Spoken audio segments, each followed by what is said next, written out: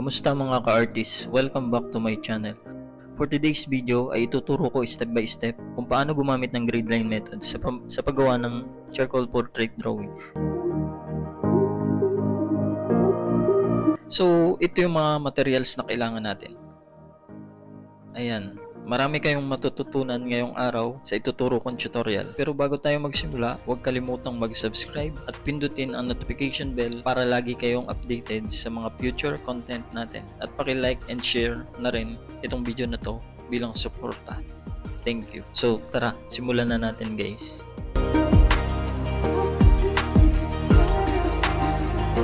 Lagyan lang natin ang marka, magkabilang gilid. Ang gamitin natin ay inches or centimeter. Then, yan, ganun din sa taas at sa baba. Ulitin lang nyo guys. Yan, lagyan lang natin ng marka.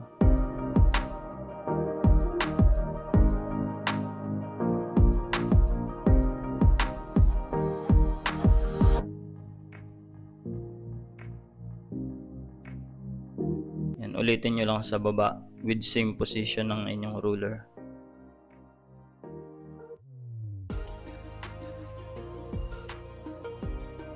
Then, yung markang nilagay natin, yun yung pinakang guide na gagamitin natin sa pagguhit. Ayan. Yan guys.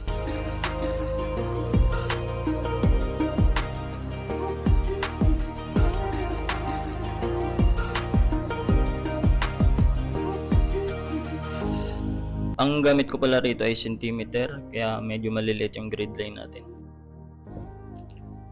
Yan guys, bilisan na lang natin para hindi masyadong boring.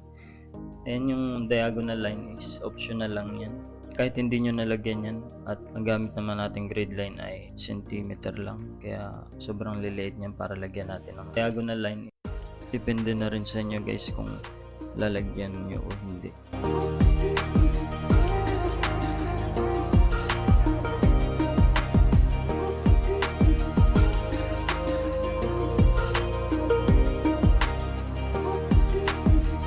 Lagyan nyo rin sa kabila.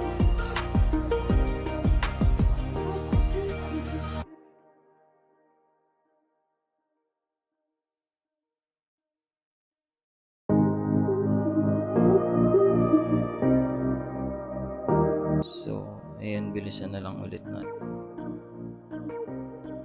Then guys, ito nga pala eh, lalagyan din natin ng number para hindi tayo malito. Sa gilid lang.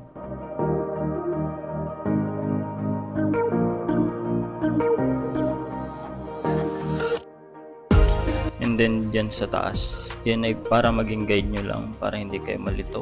Yan guys.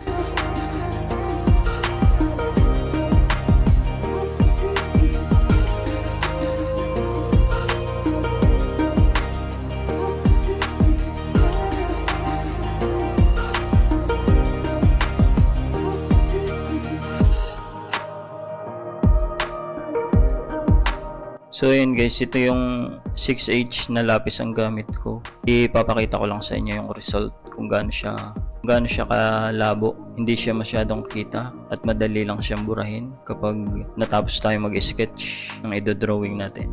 Bilisan lang natin. So ayan na yung result nun. So ayan guys, open lang natin yung drawing grid maker. Then punta tayo sa files. Hanap tayo ng ilalagay natin ng grid line. So ayan, nakapili na tayo. Then gawin lang natin tong 23. Then ayan, okay na yan. Then save.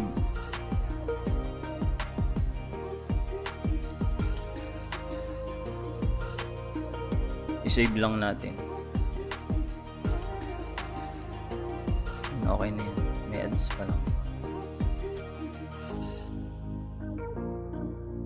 I-check natin kung okay na pala bago natin i-print. So ayun guys,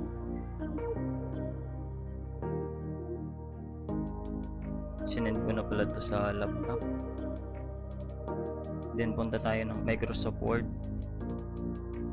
Yan, Open lang natin yan. Then, open to blank page. Then, punta tayo ng insert.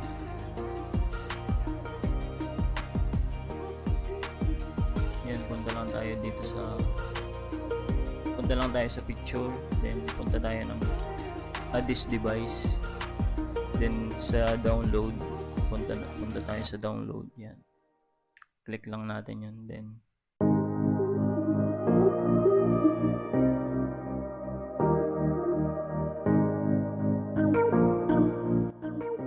right click lang natin yan. Punta tayo ng wrap text. Tapos behind the text. So ayan, lakihan lang natin para maipakita ko sa inyo mamaya kung paano natin siya gawin.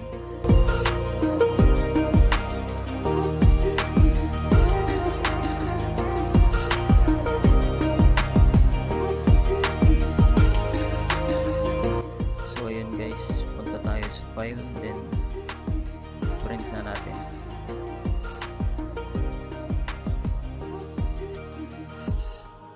So ayan guys, ito na, print na natin. Ayan, okay na, ready na.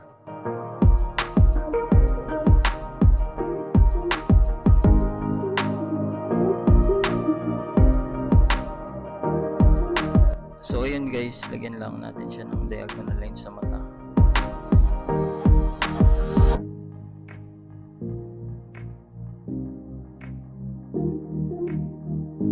So yun guys, kung saan nakatapat yung mata, dun lang natin itapat. Kaya ang purpose ng number niyan is para hindi kayo malito.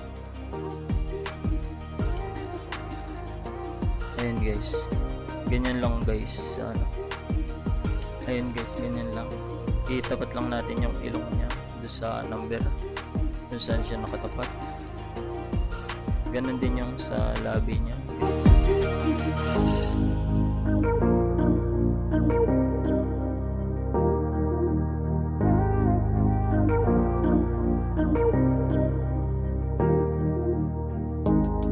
Ayan guys, sundan nyo na lang. Pakisundan nyo na lang. Hindi na kayo malilito dyan.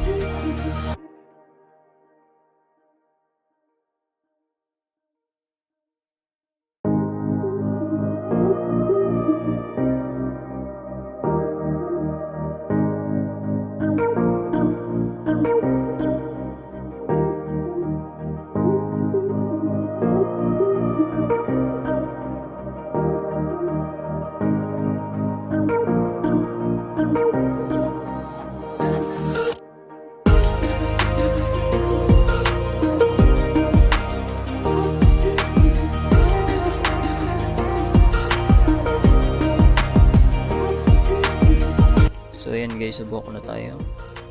Yan, ganyan lang guys. Sundan nyo na lang.